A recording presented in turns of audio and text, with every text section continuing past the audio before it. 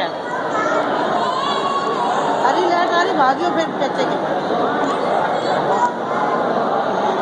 दोनों एक साथ आने लगे